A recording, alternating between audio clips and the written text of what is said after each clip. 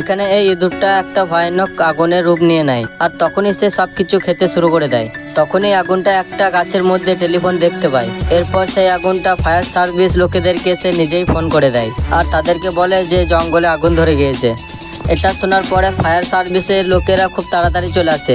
তখনই বড় কুকুরটা পাইপটা নলের সাথে লাগিয়ে আবারও জঙ্গলে চলে যায়, কিন্তু ছোট কুকুরটা জলের অপেক্ষায় দাঁড়িয়েছিল।